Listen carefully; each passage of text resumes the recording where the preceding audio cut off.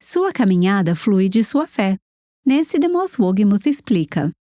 Fé não é apenas o que você acredita intelectualmente, não é apenas o que você diz que acredita, mas é no que você realmente está confiando. Uma fé que é vivida na obediência e fidelidade.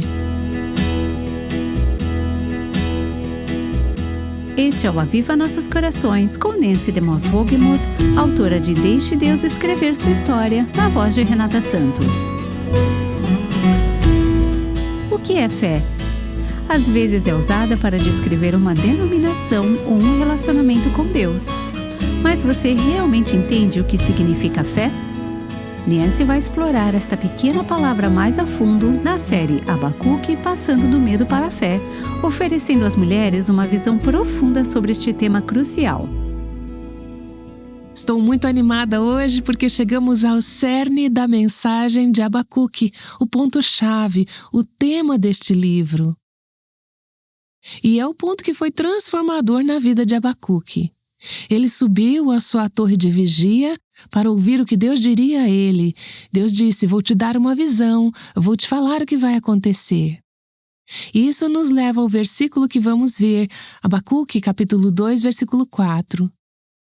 É essa verdade que levou Abacuque da luta à adoração, do suspiro ao canto, do medo à fé.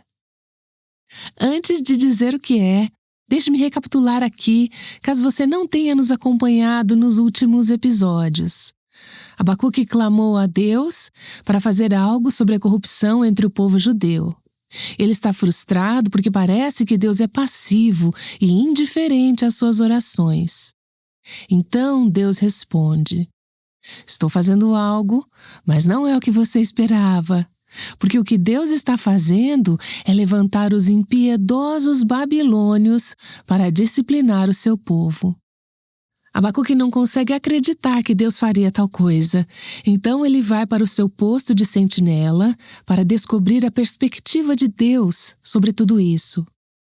É aí que Deus lhe dá uma visão de seu propósito e seu plano. Veremos isso na próxima parte do capítulo 2. Os babilônios não escaparão da punição.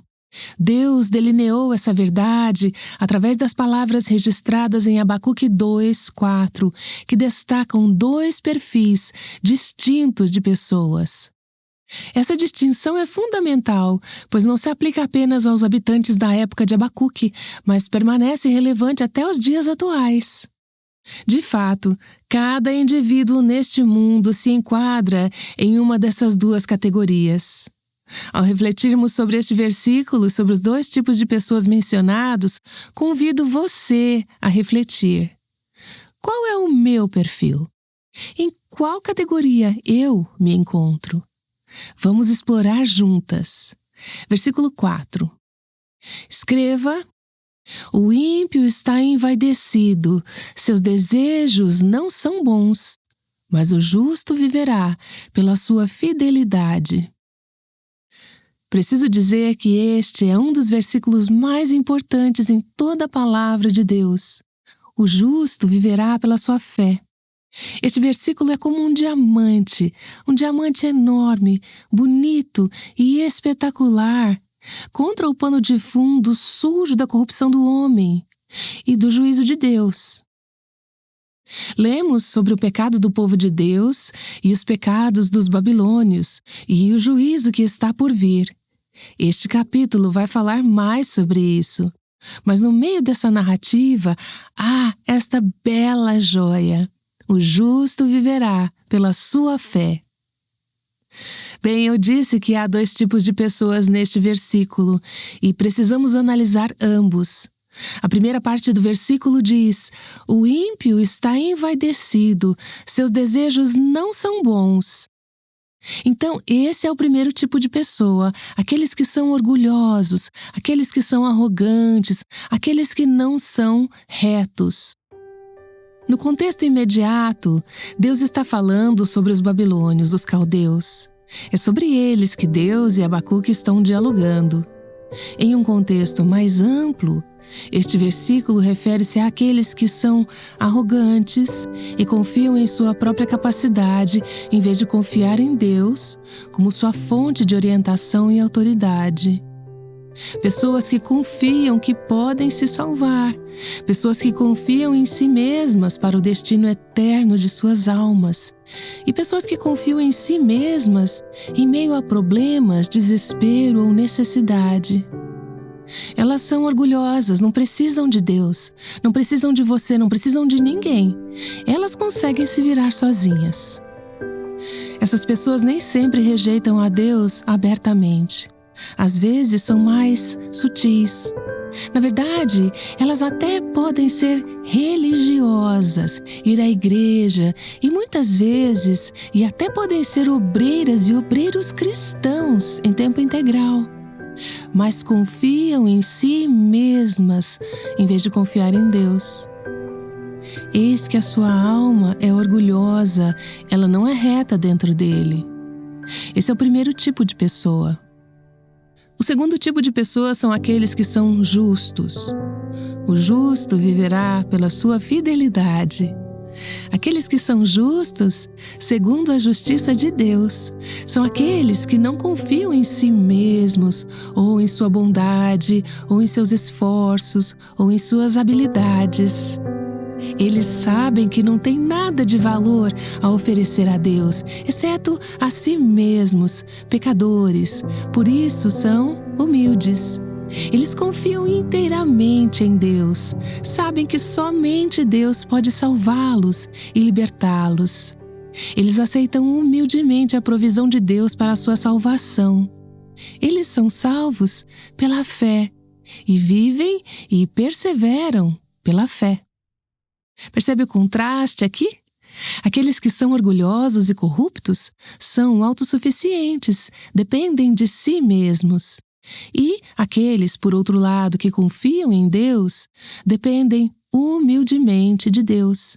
Eles confiam em Deus. Eles não têm a sensação de que sua própria bondade pode salvá-los. Esses são os justos. Eles vivem pela fé. A palavra fé, no hebraico aqui, é uma palavra que também é traduzida como fidelidade. Os justos viverão pela sua fidelidade. Você pode dizer, isso parece ser algo que eles estão fazendo.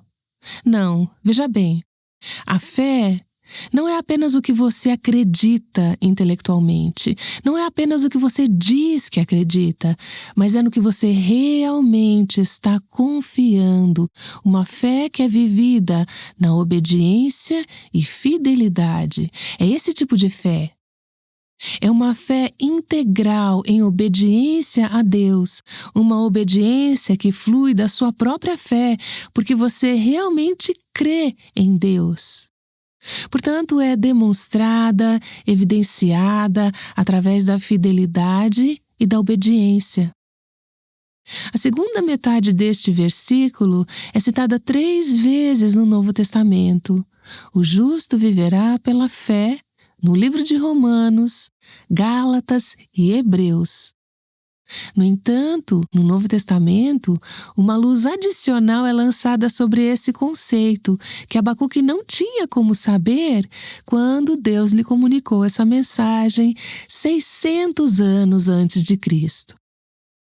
O que veio entre 600 anos antes de Cristo e os escritos de Romanos, Gálatas e Hebreus, que lança nova luz sobre este versículo?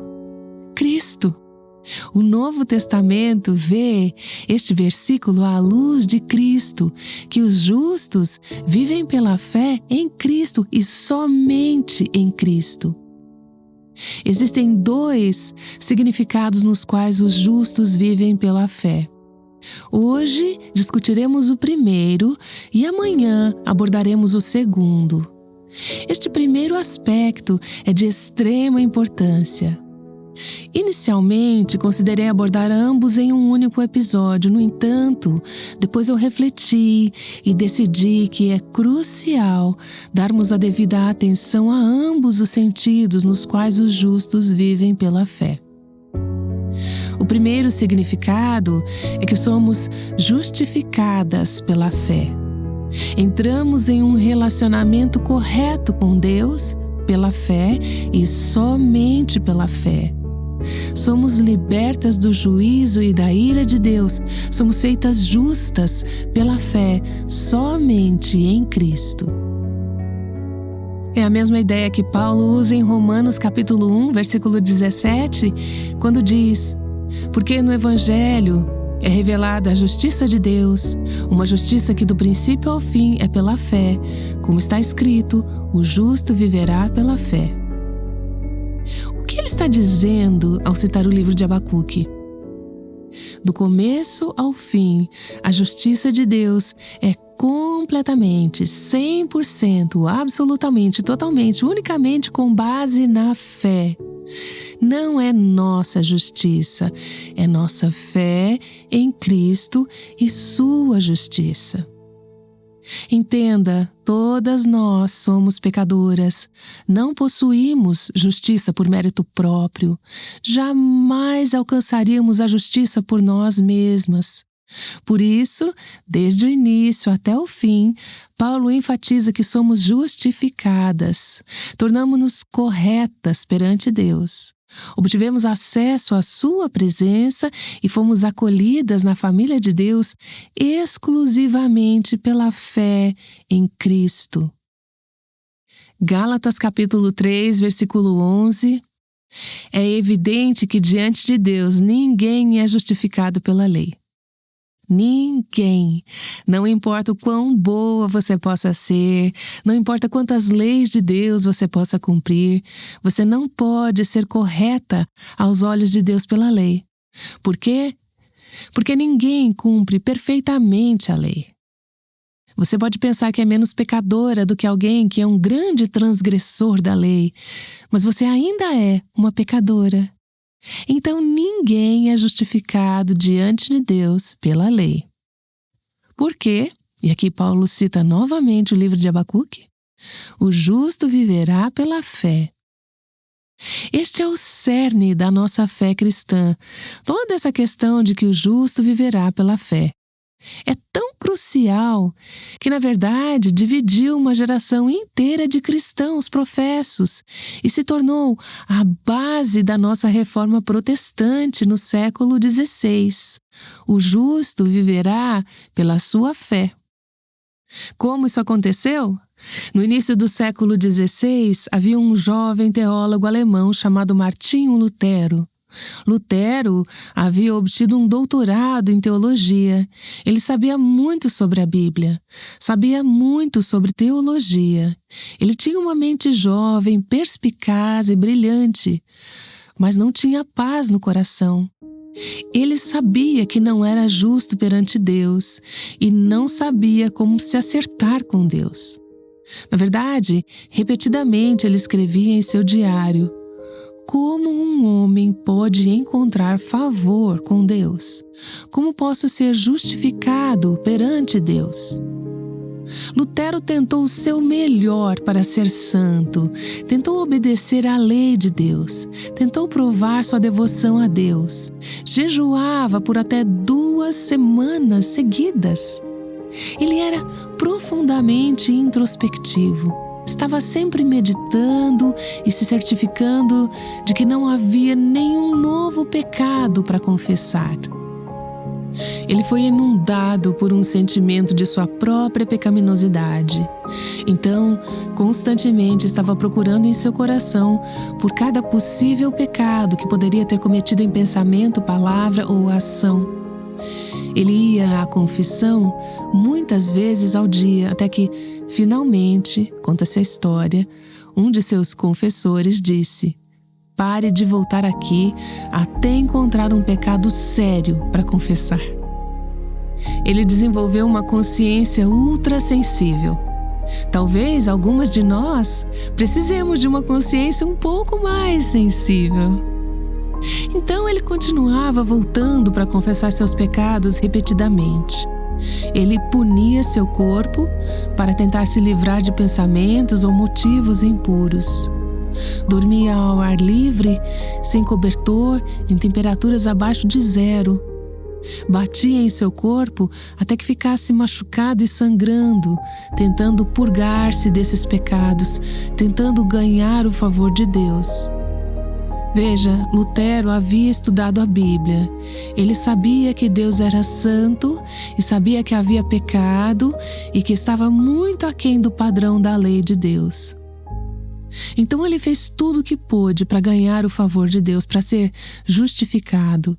Aquela palavra, justiça, o atormentava e o assombrava porque ele sabia que ele não era justo e sabia que não conseguia viver uma vida justa por mais que tentasse.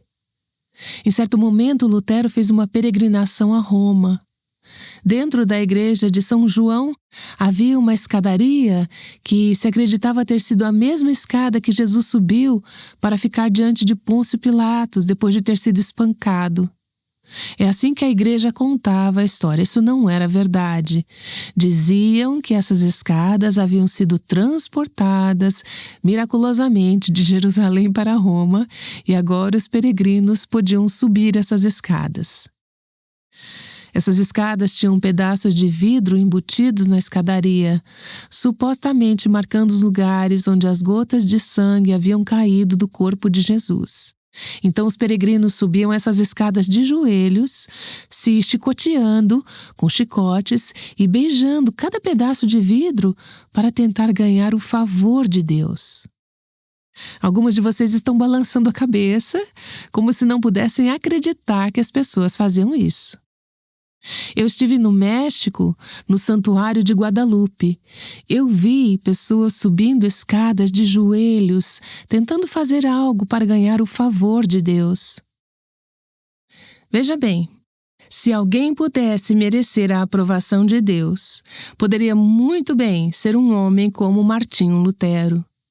Com seu fervor espiritual incansável e sua dedicação incessante, ninguém poderia ter feito mais esforço. Pense bem, certamente ele receberia pelo menos um 10 por seu esforço, não é mesmo?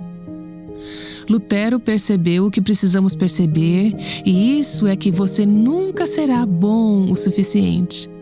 Não temos como nos justificar. Nossos atos de justiça são como trapos de imundície para Deus.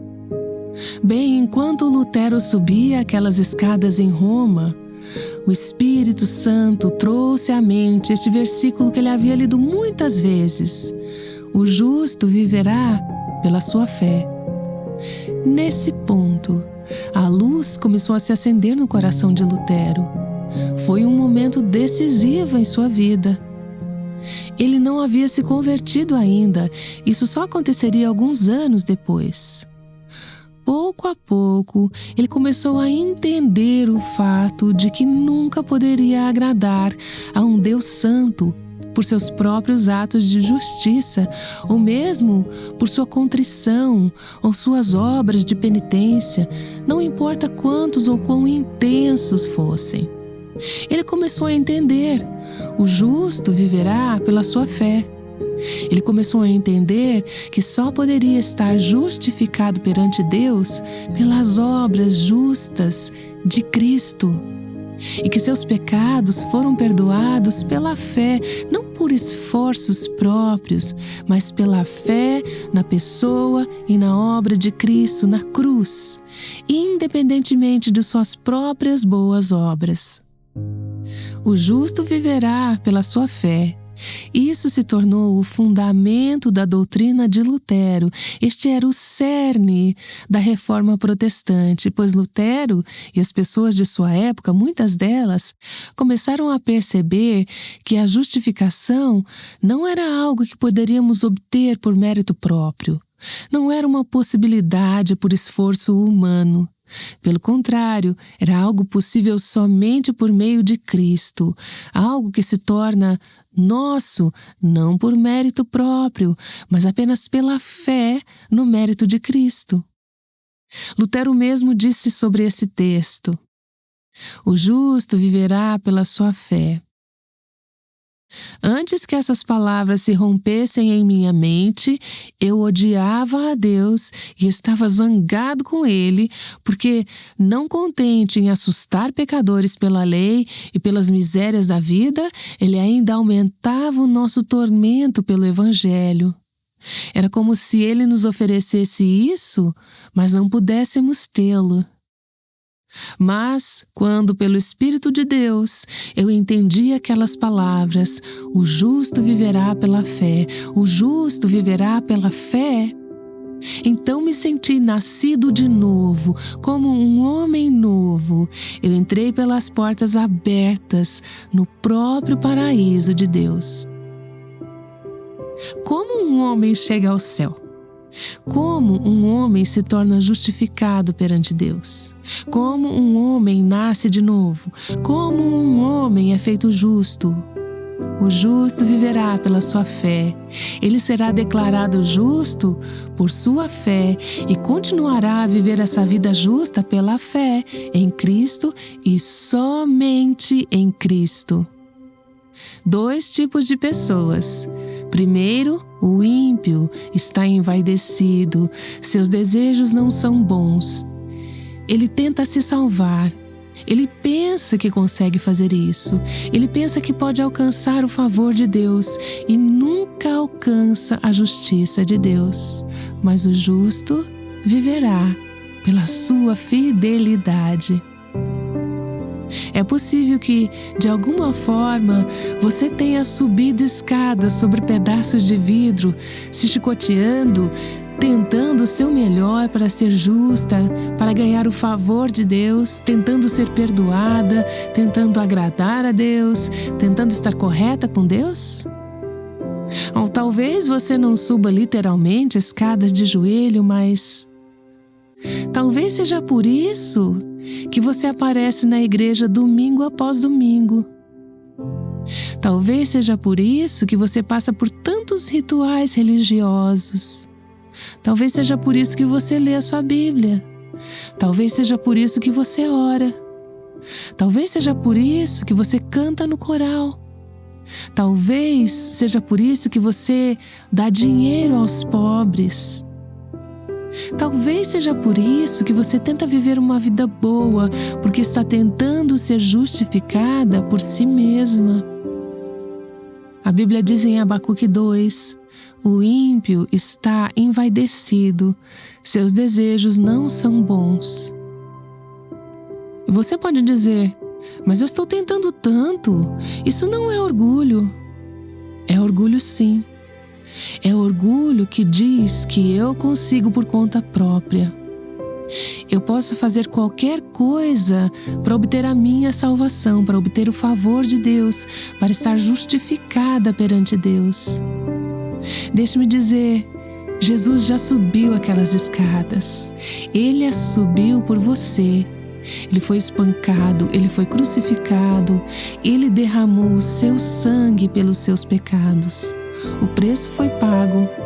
Através da fé nele, a sua justiça pode ser sua.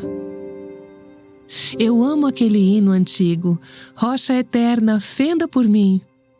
Especialmente aquela estrofe que diz, se minhas lágrimas pudessem fluir para sempre, se meu zelo não tivesse descanso, nada disso poderia expiar o pecado. Tu deves salvar e somente tu. Nada trago em minhas mãos, apenas me agarro à tua cruz. O justo viverá pela fé. Eu não sei como deixar mais claro do que isso, mas eu confio que enquanto falo, Deus esteja tocando em seus corações e ajudando talvez algumas de vocês a perceberem que não são justas. Deus fala, você tem se esforçado tanto para ganhar o meu favor, mas a sua alma está orgulhosa, seus desejos não são bons. Você tem tentado se justificar, pensando de alguma forma que poderia merecer o meu favor.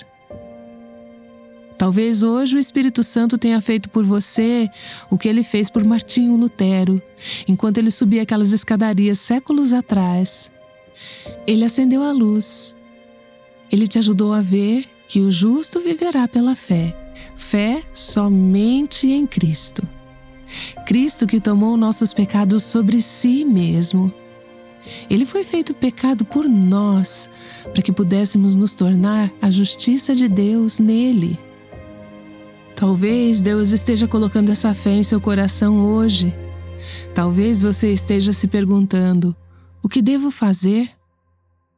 Acredite, se Deus está te chamando ao arrependimento em relação ao seu orgulho e à sua corrupção, você precisa se render. Renuncie o seu orgulho, a sua corrupção.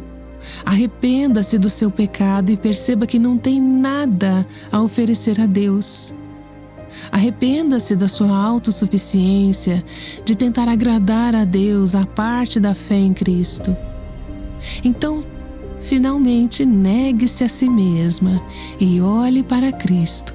Coloque sua fé nele.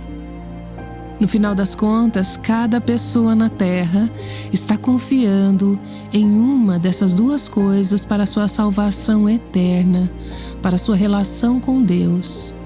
Ou ela está confiando em si mesma, ou está confiando em Cristo. Onde está a sua confiança?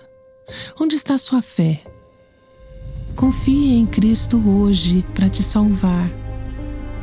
Minha esperança está no Senhor, que se deu por mim e pagou o preço de todos os meus pecados no Calvário. Sem mérito próprio para suprimir sua ira, minha única esperança é encontrada na justiça de Deus. E agora Ele está diante do trono do Pai por mim. Ele mostra suas mãos feridas e me nomeia como seu. Sua graça planejou tudo. Cabe a mim apenas acreditar e reconhecer sua obra de amor e receber a Cristo. Pai, eu oro para que este dia possa ser o dia da verdadeira salvação para mulheres que estão nos ouvindo hoje e o Senhor as trouxeste a fé em Cristo neste dia. Obrigada, ó Deus, por essa promessa da Tua palavra de que o justo viverá pela fé. Mesmo hoje, tendo estado em Cristo por mais de 40 anos, quero te agradecer por Tua graça, por Cristo que tornou tudo isso possível. Eu não me salvei, não poderia no começo, não posso me manter salva. Tu fazes isso em mim e por mim. Obrigada, Senhor. Obrigada, Jesus. Amém.